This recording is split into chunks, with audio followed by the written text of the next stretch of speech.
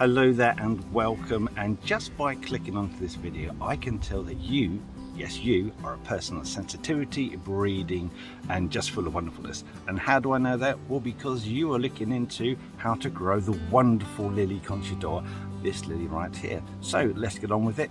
Just how do you grow this wonderful plant? Well, before we get into that, I'd like to give you a little bit of information about its background.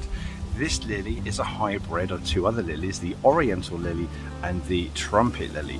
And because it's a hybrid, it has such a thing as hybrid vigor, and that expresses itself in several ways.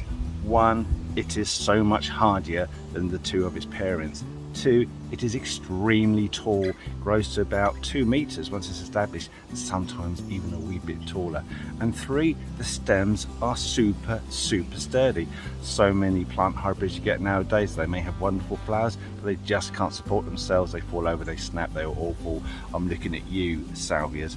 But this thing is absolutely bulletproof. It's an absolute wonder. So if you've decided you're going to grow one, this is how you grow them.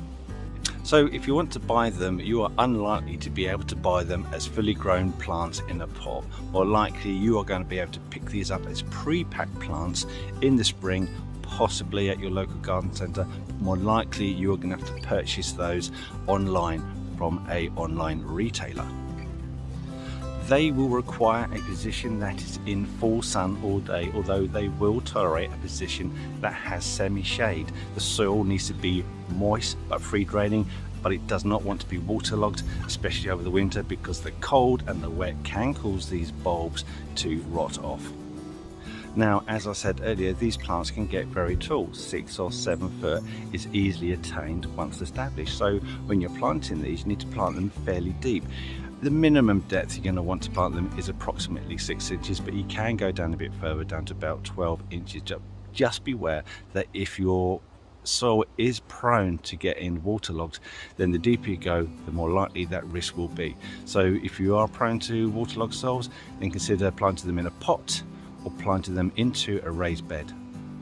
Now, once you've dug your hole, place them in the hole, the bulbs, place them in the hole the right way up. Make sure you do that, approximately 6 inches apart as a minimum. Maybe plant them a little bit wider, but you do want them to, don't want them too far apart, because you want to get that kind of clumping effect. Now, once they emerge from the ground, there can be a slight risk of damage from slugs and snails. These are ours, and next to that we have a lovely old slug pop. They always work very well. And after that, they really don't seem to get any real problems on them. The only pest that they can be prone to, which is the same for all your lilies, is the scarlet lily beetle, which is a horrible thing, although it's got a very pretty colouring of that beautiful scarlet.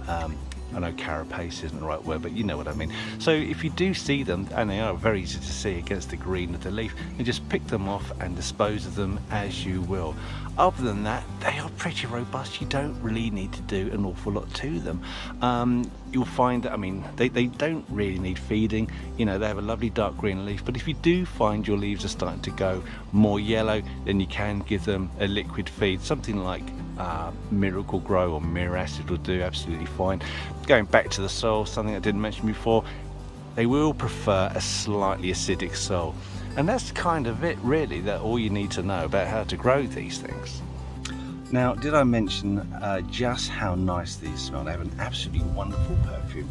It's a really rich, strong kind of a jasmine smell to it, with a kind of almost like a little fruity sort of extra taste to it. But yeah, don't eat them, they are poisonous. Anyway, that is everything that I have to say on the subject. That is exactly how you can grow these fantastic specimens.